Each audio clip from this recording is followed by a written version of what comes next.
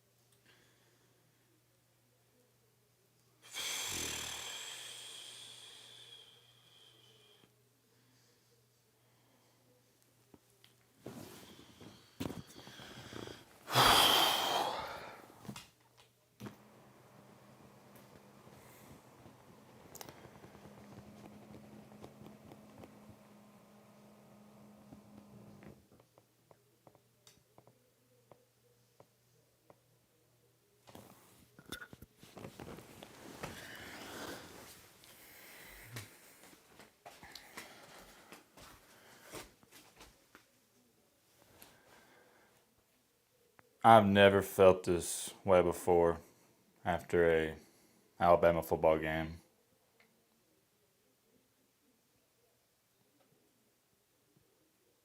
Ever. Been watching college football my entire life.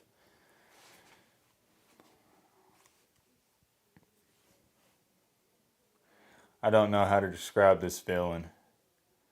Actually, I do. And this is why it's so weird. I'm shell-shocked. I'm stunned. That's actually the better word, stunned.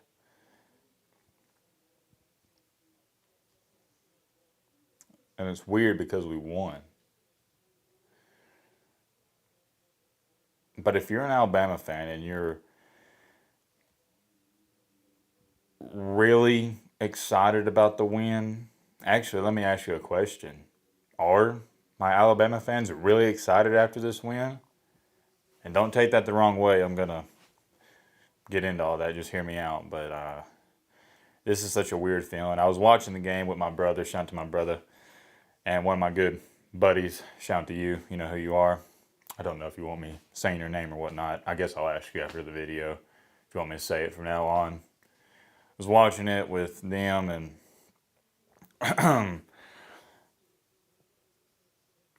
I think he'd agree. He was shell-shocked as well. It was so weird. So weird. And this video might be, no lie, an hour long. To say we have a lot to talk about and a lot to get into might be understating it. I hope my mood doesn't throw you off. Like I said, just please, let me say this to the camera. I want you to look me in my eyes. Please just hear me out. I'm not upset or anything like that. I don't want to be a Debbie the Downer, Negative Nancy, or ER off of Winnie the Pooh. But this is raw. This is how I feel, and I can't fake it for the camera or anything like that.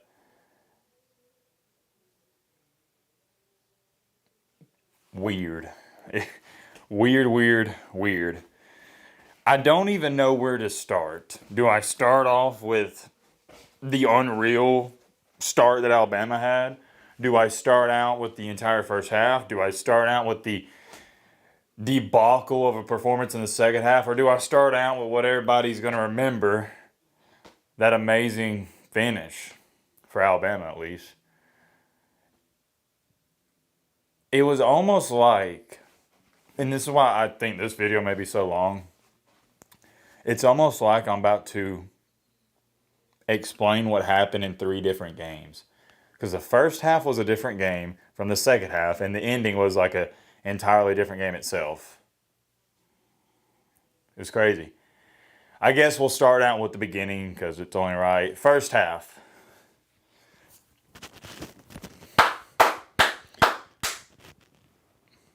Unreal. Alabama looked like Alabama. They did. We are the gold standard, and I hope this doesn't rub some of y'all the wrong way. But remember in the offseason when I told y'all we was making all those videos when I got snowed in? Some of y'all may remember that. And all these players were leaving Alabama. Nick Saban retired. We lost Caleb Downs, Jillian Sayin, a bunch of other guys. And I told y'all, I'm not worried. And for months, I had to listen to people, 6 to 7 months. It started in February. I had to listen to a bunch of people say, yeah, we'll see, Matt. You'll see when the season comes around. Bama isn't still the gold standard. They're going 8-4, 7-5, 9-3. And I said, no, not going to happen. Alabama ain't falling off anytime soon. I said this back then. I hate to be the bearer of bad news. But Alabama isn't going anywhere anytime soon. They're not. And finally, I can back up me saying that with cold hard facts and evidence. We beat Georgia. My number 1 team in the country. I had them ranked ahead of Texas, but if you got them at 2, whatever. And I already know some people's going to say, yeah, but you almost blew it at the end. Doesn't matter. We won. We won. Okay? So for all those people, you was wrong, and I was right. I tried to warn you. To all the people saying the dynasty's over, quote unquote, delusional thinking. I mean, you had to be delusional. Actually, what it was, I won't even go that far. It's Bama fatigue. People are just so sick and tired of Bama being number 1, being the top team, that anytime there's a moment to jump on them and say, oh yeah, they're not going to be as good anymore, people do it. It's wishful thinking. It's just not reality. You got to live in reality. Alabama's Alabama. They are. So I did want to address that. The first half was flawless. Jalen Milroe, one of, if not the best player. He's probably leading the Heisman race after what happened last night with Cam Ward. Nothing new there. I said in the preview, Alabama. I picked Bama to win. By the way, I'm going to toot my own horn. I have never in the history of my channel missed an Alabama-Georgia game. I'm like, what is that, 8-0 now? 7-0, something like that. Never missed it. And it's why I say, hey, you can say this is, it's not arrogant, really. It's just the facts. It's why I said in my preview and prediction video, you should value my opinion because I've never been wrong. I would say that's a very credible source. I think I would listen to a guy that's never been wrong, but hey, that's just me. Alabama was dominant. They dominated the first half. That's the only word to describe it. Complete domination. Defense, fast, flying all over the field, and that's what I said. I'm more excited about the Alabama defense this year because I think it has shocked a lot of people early in the season because they actually look better than the offense. And not that the offense looked bad. I mean, we saw that night. They hung up a 41 burger. Why did I say burger? Anyways, a 41 burger. Offense is great, but the defense is also great. I believe we got a top 5 defense. They had Carson Beck looking like a dang true freshman. That guy was seeing ghost. He could not read the defense. Now, we're going to get to the second half, partner. Just hold your horses. In the second half, he finally caught on, but it was all too little, all too late. First half, I don't think I need to say anything more. Complete domination. The safety. Carson. Womack, the defensive coordinator for Alabama, masterclass, at least in the first half. Second half, we'll get there. Offensive coordinator coming to board. I was telling my buddy this. I was so shocked at how wide open the Alabama receivers were and the lanes were when we ran the ball in the first half. I was like, man, this Georgia team does not look like the Georgia I watched last year. I could have drove my car through some of those gaps. It was wide open receivers, and Jalen Milroe threw in the beautiful wheel route pass to Jam Miller to extend the lead to 14-0. Alabama was having their way with them. And Georgia got, by the way, no, I'm about to get pissed. I'm already thinking about it. I'm about to get pissed. I know I'm going to get mad and go on a rant and tangent before we even get into it. So you might want to strap in and buckle up for this. How in the world, before half, it's 30-7, we're driving. It's 3rd and 10. Jalen Milroe throws an out route to, I can't remember whoever it was. Our guy, Georgia defender, literally grabs him by his neck, slings him to the ground. No pass interference. Are you kidding me? That was the worst non-pass interference call I've probably ever seen in my life. Hey, dang near, it was insane. How was that not pass interference? There's many more things that I'm just so mad about that. And you know it was a bad call because Kalen DeBoer don't ever get upset, and he got upset. I normally don't say much on watching the games, but I lost my mind. How was that not a pass interference? That was a big play because Alabama really could have put the nail in the coffin there right before half. Wound up punting. It is what it is. Second half, and this is where Matt starts to get kind of mad at Alabama and starts to critique them, but they deserve critiquing. If we would have went out there in the second half and played like we did in the first half, this would have been a short 10-minute video. I would have just been hyping up Alabama nonstop, saying how we're the best of the best. Apologies, I got the hiccups here. Okay, I think I'm good. Need to drink something, but let me lock back in. Early in the second half, I believe it was, 33-14 or 30 to, what was the score? Was it 30 to 15? No, it was 33-15. Yeah. Georgia got 4 fourth down conversions in a row. And the one that just drove me crazy was 4th and 5. And they called pass interference on us, which I'm not mad. I think it was, he kind of did it. But it was so ticky-tacky. The receiver, it was the running back out of the backfield. I think it was that white dude for him. I can't remember his last name. He came out of the backfield, Carson Beck. He's got pressure, throws it to him. Wasn't going to catch it, but Deontay Lawson, linebacker for Alabama, he literally did this. He tugged his jersey. P.I., I agree with it. But how are you going to call that, but you don't call the one before half? That's what had me infuriated. And what does it do? It extends the drive. If we stop them there, I felt like the game was over. it was over. We would have had the ball in, I believe, their territory.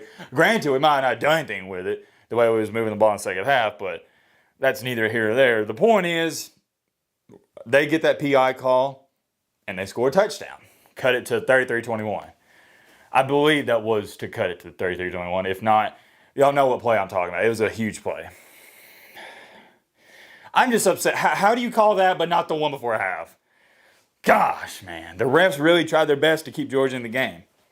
They did. There was a couple plays. I mean, it just seemed like, okay, we couldn't get off the field on fourth down to save our lives. And if we did get a fourth down stop, it was like 2 or 3 times. Penalty on Bama. Go figure. We could not get off the field.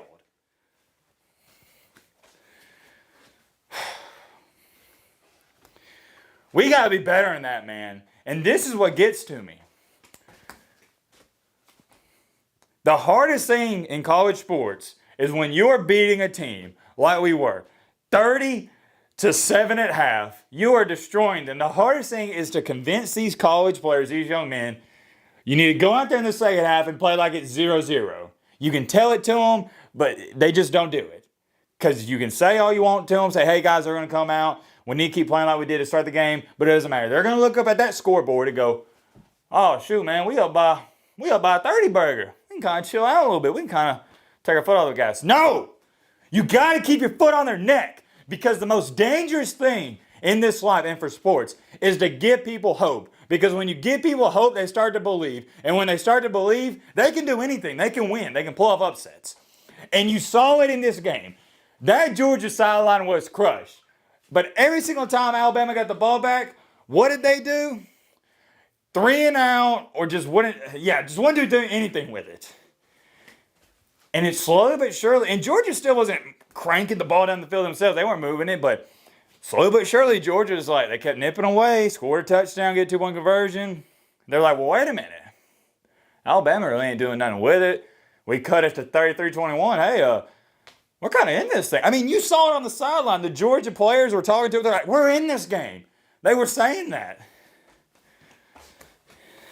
And I'm just so disappointed in our team from that aspect. There's a lot to be proud of. I think I need to reset the camera before it shuts off. Oh, yeah, I'm going to reset the camera, but we're getting right back to it. There we go. We're good. We got to do a better job of that, man. You got to keep your foot on their necks. We gave them hope. We can't do that again. Especially can't do it for my mental health and sanity. It's driving me crazy, man. And I'm normally calm, cool, and collected. It's not like me to even say a word during the games. Or especially in the reaction video. It's not like me to scream and yell. Y'all know Matt don't scream and yell. I don't do that. But man, we got to be better. We have got to be better. We've got to do better. There's no ifs, ands, or buts about it. And I'm not, like when we didn't get off the field on fourth downs, you could also chalk that up to, well, Matt, Georgia did a good job converting. That's fine. But when we did get stops, for example, they get a fourth down. And then we force a fumble. Great. We got the ball in their 40. What we do 3 and out, we got to punt the ball. The punt goes in the end zone. They get at the 20. When you got a team, an animal like that wounded, you got to go for the kill shot, man. There's so many times. I'm going to have to go back and watch the film tonight. There was at least 8 to 10 times where we could have ended the game. Because you know it, I know it. We could have ended it if we would have got an extra first down or punched in a touchdown or another field goal. And that Georgia team, they would have folded. They said, all right, it's over. It could have been a fourth down stop. It could have been getting a couple first downs, like I said. A touchdown, field goal, anything. But in the second half, I don't know who to blame for it. I think it's just a combination of offensive coordinator, Kalen DeBoer, the player, everybody, the whole team. We got comfortable. And you can't get comfortable against teams like Georgia. Because you saw what happened. We dang near blew the game. And the way we played in the second half, we deserved to lose. The only reason we walked out there with a dub ski is because we played like the best team in the last 30 years in the first half. Good thing we played good in the first half because Georgia blew us out in the second half outside of the final drive and touchdown to Ryan Williams. Oh, yeah, by the way, did you know Ryan Williams is 17? Obviously, I'm joking. They say that 40,000 times a game. But we will get to the Ryan Williams play. Trust me. You didn't think I'm going to talk about the Ryan Williams play. We're getting there. We're still talking about the second half. What happened was we dominated, but we kept getting stopped. Or my bad. When we got the fumble and stuff, and we got the ball back to our offense in the second half, 3 and out or 1 first down punt. And you know what was happening when Georgia had that long touchdown drive? It was like, what was it? 15 plays, something like that. And they took 7 minutes off the clock. Well, then we got 1 first down and punted to them. Our defense, they played great. I don't care Georgia put up a 34 burger. Our defense played great. What happened was the offense didn't help out the defense. Our defense was gassed. Gassed. Gassed. They were running on fumes. I can't even believe we got that interception at the end. We'll cross that bridge when we get there. So, if you were one of these people trying to sit up here and say the Bama defense folded like an omelet, maybe they didn't say it out, but I just chalked it up to they were gas. Offense did us no favors. Because think about it, they was on the field forever. Because Georgia's going for every single 4th down. How many 4th downs did Georgia go for in this game? Like 7 or 8? Might have been more than that. I need to calm down. Anyways, moving along here. A play I do want to talk about a little bit. It was 33-28, right? Georgia cut it, yeah. Georgia cut to 33-28. It's 4th and 1 with 4 minutes and some change to go. We have the ball in our 30, and DeBoer decides to punt. I didn't agree with that. I'm not saying it was a bad call, but the way our defense was, I didn't feel like we was going to get a stop anyways, and my buddy can vouch for me. Of course, I don't have the recording of it, but you're just going to take my word for it. I think I'm good for it. I said, look, we got to go for this. He said, no, we got to punt. Or I think he said we needed a punt. But either way, you saw it happen. We punted, and literally on the next play, Carson Beck, hey!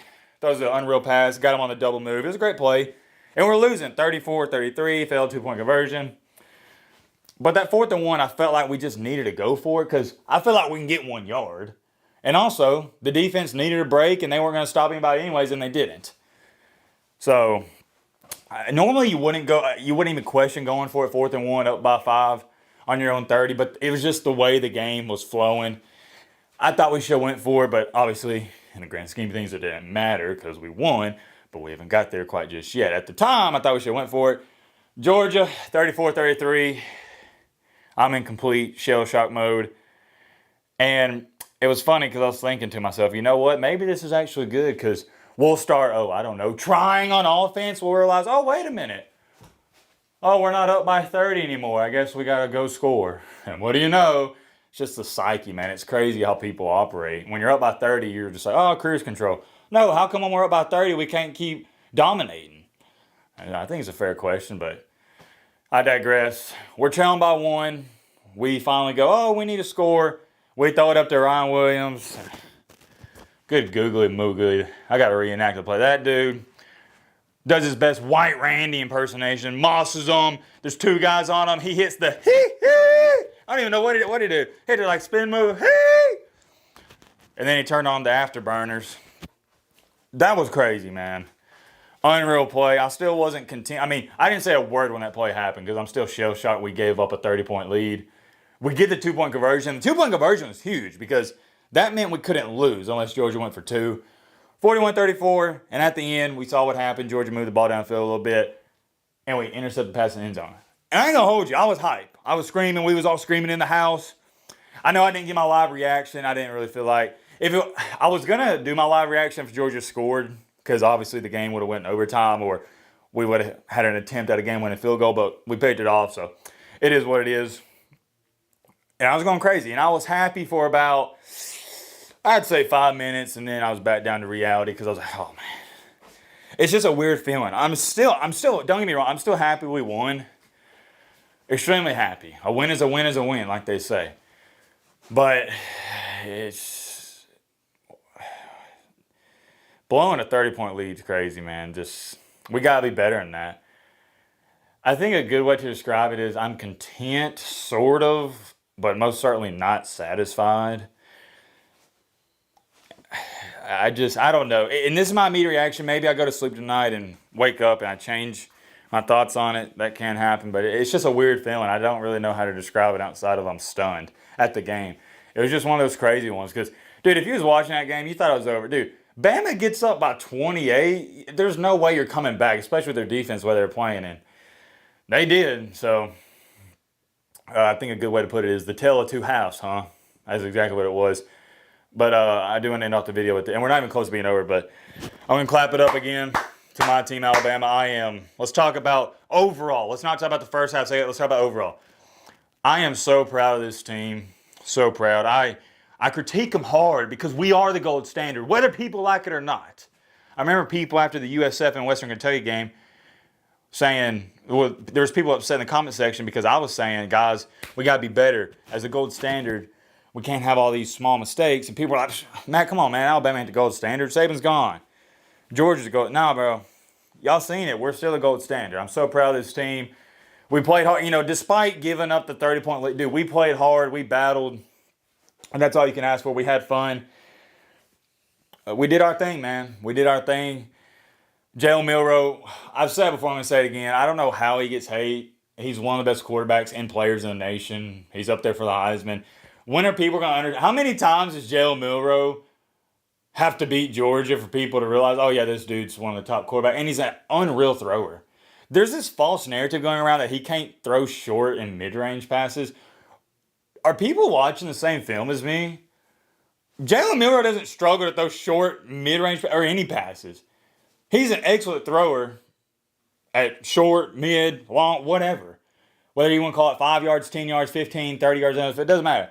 He's great. And people eventually are going to have to come to terms with reality. He's great. I don't know why.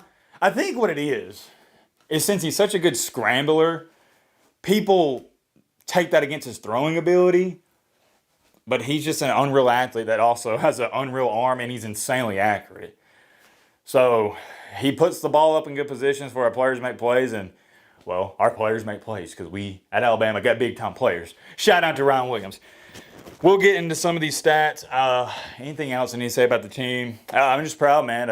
All in all, super proud. I don't really have anything, watching this Oregon game, I don't have any negative things to say as far as like how the team played all in all. Of course, I'm ragging on like giving up the 30-point lead, but of course I got to criticize that because we just got to be better than that. We can't do that. You know, because we don't get that drive at the end, we lose the game. We got to be better than that. So, I really don't want to see anybody saying, Matt's being negative. I'm not being negative. I am proud of my team. But blowing that was crazy. Okay, we're good. I was just making sure with the camera. Let's pull into whiteboard. I haven't even seen the final stats. Milroe had to have at least 500 total yards himself. And by the way, I haven't even talked about Georgia too much. I guess I'll do that after I write these stats down. Let's go with the QB stats first. Oh my goodness. I'm not going to write this down. Georgia had 519 total yards. Alabama had 547. Sheesh. And Georgia actually had more first downs, but Alabama had some more explosive plays. Georgia, wow. 26 carries for 80 yards. That ain't good, partner. 3.1 yards per carry. Bama, oh, there's a big difference. We'll write that down in just a second. All right, I'll talk about it now. Bama had 32 carries for $173. 5.4 yards per carry, 3 touchdowns. But listen to this. Milroe had 117 of those. So outside of Milroe, the rushing one's even. But that's the thing. That's why he's so good. It's what makes Bama so great. You got to account for Milroe out of the backfield because wait a minute. I actually said in the preview, I thought Milroe will more than likely be the leading rusher of this game. Wow. Good call, Matt. Thanks, Matt. No problem. Don't mention it. Carson Beck. Not a good day at all. He did respond. I do respect that. We'll talk about Georgia after I show you these stats. I just want to get these out the way. And then there's some more things we got to talk about. Like I said, this might be the longest video on the channel. Just because, I mean, there's so much to break down. And I don't think you guys will mind too much. All right. There we have it. Let's get to where y'all can see this a little far away. Yeah, y'all should be able to see it pretty good. Mic a little closer. Okay. Carson Beck on the night, 27 for 50. Not very good, but he had to throw a ball a lot because Georgia, when you get behind by 30, you got to throw a lot. 439 yards, 3 touchdowns. I'm not trying to knock them. I feel like those numbers are kind of inflated just due to Georgia was losing by 30 at one point in time. Milroe, whew, only 6 incompletions. What about that? 374 yards, amazing, 2 touchdowns. But here was the big difference, and I haven't wrote these stats down. Put a comma here, a comma here. Beck had not 1, not 2, but 3 INTs. Not good. Not good at all. And if you'd have told me Carson Beck had 3 INTs before his game started, I said, yeah, Bama won by 20. They should have won by 20, but we've already talked about that. Milroe had 1 INT. Now, his interception really wasn't his fault, receiver ball, but it was one of those tip passes. I guess you could say it was kind of behind our tight end on that play, but I don't really view that as, oh, that one's on Milroe. Whereas Carson Beck's were just on him. He got baited, dude. He was getting baited by that Alabama defense all night long. Whereas Milroe, he looked like prime Tom Brady back there, just picking them apart. 5-yard routes, 10-yard out routes, post routes, crossers, throwing it up to Ryan Williams. By the way, he's 17 years old. So I don't think anybody, there's always, I see Georgia fans say, oh yeah, Carson Beck's way better than Milroe. Do you really believe that now? I don't know how you would. Oh yeah, I almost forgot to mention, he did have, go down here, 1 fumble. But that is the fumble that didn't cost him because Alabama couldn't do nothing in the second half outside that last drive. So 4 turnovers for Mr. Beck. Not good at all. But hold on. Wiley Corso says, not so fast, my friend. We'll draw an arrow right here. Milroe also, yes, there is an also to this, we'll go up here, 117 rush yards. Put a period there. Circle that. 117 on the ground. In total, let's do some quick math. 374 plus 117. That is right at, it is not exactly there, but it is close to 500 total yards. He lit you up. I don't think too many Georgia fans are going to deny that. Now, Carson Beck, here's the thing with him. We'll move this out the way. Now that I showed you all that. Carson Beck got comfortable in the second half, but it was too late. And like I said, you shouldn't have been in the game in the first place if Alabama would have just kept their foot on the gas. But he got comfortable. Once he got comfortable, that's how I expect Carson Beck to play. Okay, but it just took him way too long. Way too long. But when he got comfortable, can't harp on this enough, he was looking good. Now at the end, terrible pass. I don't know what he was thinking. I know you got to make a play, but terrible pass. And it's about time Alabama finally caught on to what they were doing, kind of figured they might do it, although the defense was getting gassed and just pushed around at the end, and Carson Beck was having his way. They didn't make a big-time play. Defense won the game for Bama at the end, so made a shout to the Bama defense.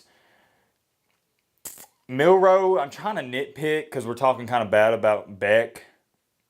Did he do anything? He didn't do anything bad. If you want to nitpick at the INT, that's it. He only had 6 incompletions. He just dominated the game. Would have liked to see us pass more when we were up and just keep on, but, you know, we already addressed that. And the 117 on the ground, he's so elusive, man.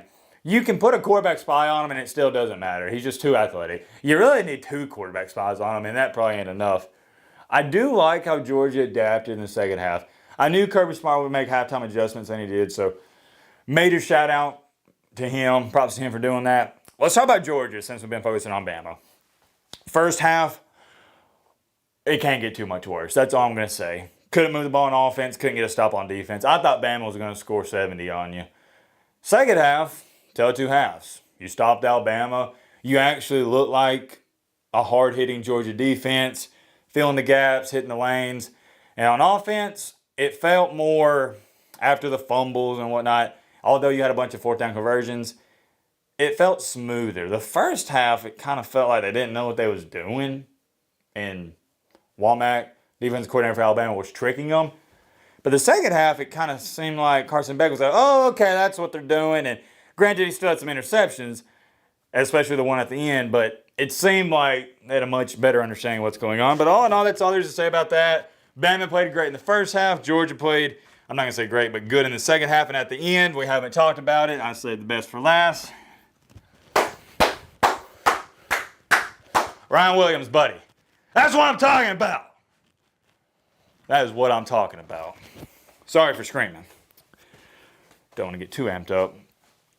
Big time players make big time plays. Just throw it up to them.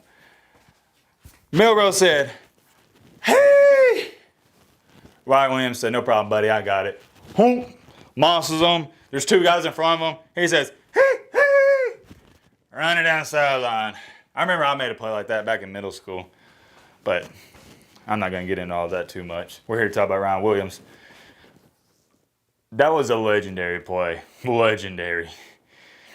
Is legendary understating it? I mean, that's a play as a Bama fan you'll never forget. Hey, remember when we blew that 30-point lead and we thought it was over, but Ryan Williams, a 17-year-old, by the way, did you know he's 17? Had that unreal 75-yard touchdown where he mossed the dude and juked out two others and just ran to the end zone and won us the game. You'll never forget that. The interception's big, but you're not going to remember the interception. You're going to remember that play.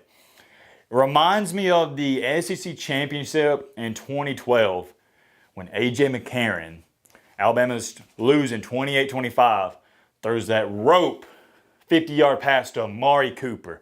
That is the equivalent. It's that type of play. Only real ball knowers know that play. You know what I'm talking about. The Amari Cooper, A.J. McCarron touchdown. And A.J. McCarron's running down the field, hitting his head, doing that corny celebration. That's this play. We'll be talking about this play for the next 20 years. What a game. What a play. I need to reset the camera. Sorry. Okay, we're back at it. What a play, man. What a play at the end, Georgia. They don't convert. As far as it goes for Bama fans, I mean, don't let anybody, like, I don't know. I haven't seen what people are saying on social media, but I'm sure some people are going to say, oh, Alabama got lucky. Or they might not say got lucky, but oh, Alabama almost blew it. Who cares? How I feel about this right now is it's not that I don't care. That's the wrong way of saying it. My apologies. A win is a win. I think that's the best way to describe it. I'm not happy with how we played in the second half and some of the things we did. But I do not care about any of that. All I care about as a competitor is wins and losses. Seriously. And when you're playing big, bad Georgia, it don't matter how many times you screwed up. Dude, you can't complain about a win. You can complain about some things you did, but nah, bro. If you're a Bama fan, you got to be feeling good. And I'd also look at it from this perspective. Hey, we gave up a 30-point lead and we showed resiliency and bounced back at the end. That's a good way to look at it. Credit to Georgia for showing resiliency at the end, for bouncing back down 30. Amazing. They need to get some credit for that, and I haven't given them enough. But also give credit to Alabama for blowing the lead. Most teams, when they blow a 30-point lead, be down in the dumps going, oh, I guess we blew it, guys. It's over. We had a good run. No, Alabama said, all right, bet. I got one better for you. Hey! Ryan Williams. Don't mind if I do, buddy. Hey, hey! Touchdown. Alabama. Then he hit that little TikTok dance at the end. I ain't going to do all that, but yeah. For Bama fans, you should be feeling good. I feel weird, but all in all, I'm happy we won. I'll crack a little smile. I'm happy we won. If you would have told me before the game, Matt, there's going to be some crazy BS going on. Some things ain't going to go your way, but you beat Georgia 41-34. I said, I'll take it. I don't care if we win by 1 point. I don't care if we win by half a point. I don't care if we win by 0.2 points. We won. Who cares? Who cares? We won the game. And this is also, we'll talk about this later, the winner of this game is a dang near lock to get into the playoff. So this was a playoff game. Alabama, they can lose 2 more. They're still getting in the playoff. You beat Georgia. They're probably going to run the table from here out. Yeah, you're getting in the playoff. You got the head-to-head. So that's good. What else on this? Oh, yeah, I talked about Alabama fans. You should feel good. But let me know in the comment section, Bama fans, how you feel. Georgia fans, you lost. There's no moral victories at Georgia. No Georgia fan should go, oh, well, at least we had a nice comeback. Nah, there's no moral victories at Georgia. If this was Auburn, yeah, you might say, hey, at least we had the 30-point comeback. This ain't Auburn, but this is Georgia. There's no moral victories. And I kind of feel bad for their fan base because this happens every year. Alabama's are kryptonite. They can't beat these guys. mean, it's kind of sad. It's not even funny. I'd hate to be a Georgia fan. I would. Y'all can't beat us. Y'all can't beat us, man.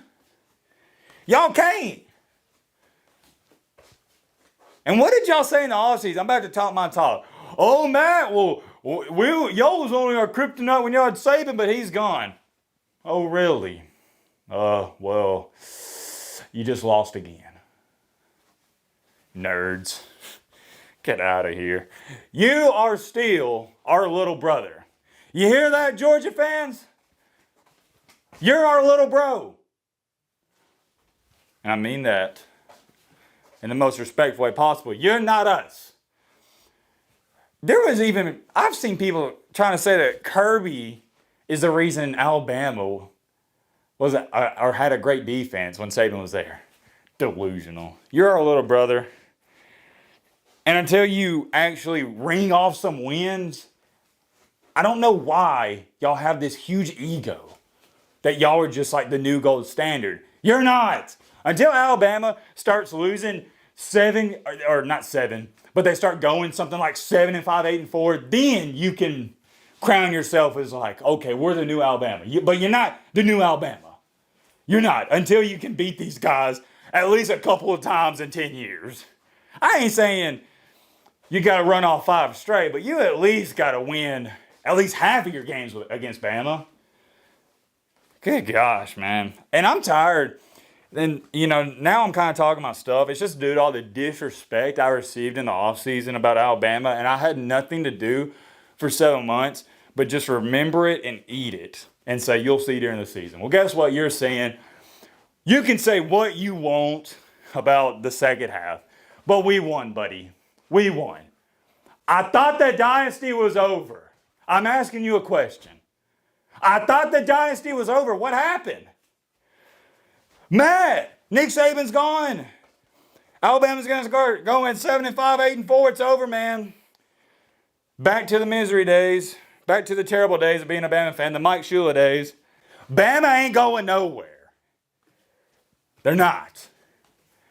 And the crazy part is there'll still be people in the comment section say, yeah, Bama's falling off. Even after beating Georgia. Oh, did you see the second half? They're falling off. Crazy, man. There's many more things I could say. I'm getting a little wild here at the end. My head hurts. I'm tired. I'm curious. Let me know your thoughts down below about that.